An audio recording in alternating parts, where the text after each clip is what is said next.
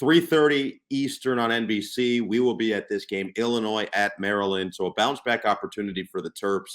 And that's always a difficult thing to kind of handle. And we talked about this after the Notre Dame Ohio State game, where you build it up, an emotional game where you feel like, okay, we're going to go out there, we're going to prove, hey, we belong with the big boys, we belong in terms of being talked about as a competitive team to win the Big Ten, or at least to win the Big Ten East, or be at the top of the standings.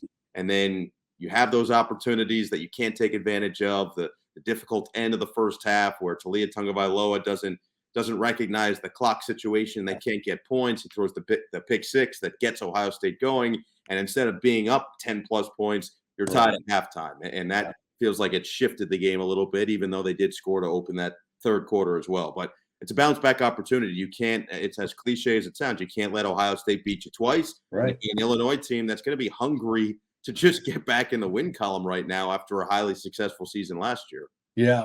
So – we were at Maryland a couple of weeks ago, and I'm super impressed with Mike Locksley. I think he is a really, really good football coach, a really good guy. And, I think this is a great opportunity for him as a leader of that team to, when they got back, and I'm sure they've already done this, put the film on and say, look, if we do this, if we do this, if we do this, if we do this, 4 or 5 plays, this is a completely different game. Yep. We are still capable of contending for a Big Ten championship game, but we cannot lose on these plays in critical games like this. We've got to be able to execute in those critical situations. And so, this is a team I think is a really good football team and still a lot ahead of them.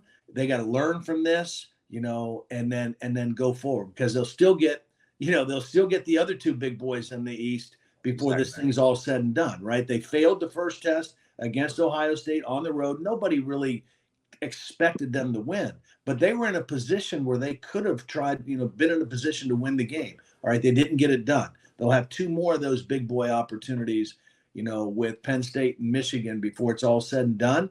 Okay, how do we take the next step forward, learn from this, and be a better team on Saturday? So I feel like it deserves to at least be talked about. The chatter going into the game last week surrounding Maryland was, if you put that team in the SEC, they're ranked in the top 25 going into that game. And I think that's a fair thing to say in some ways. You had an LSU team that had lost 2, right, that was 23 in the country, and an undefeated Maryland team that all they had done is proven that they were very good on both sides of the ball. I know they obviously aren't ranked after what happened last week, but I'm not saying that they have to beat one of the last 2 big boys they have remaining on their schedule to get in the top 25. To me, this is a team that's worthy of being at minimum in that discussion of one of the last teams out of that top 25. And it hasn't felt like they've actually gotten that respect that they deserve to this point of the season. Yeah, I think that's fair. I think that's the narrative against them right now. I think they are a very good football team.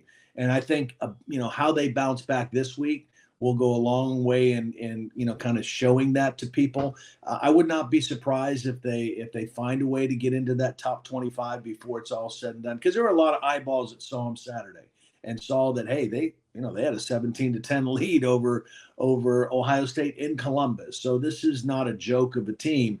Even though they didn't win, I think they probably turned a few heads with the way they played, particularly early in that ball game last week.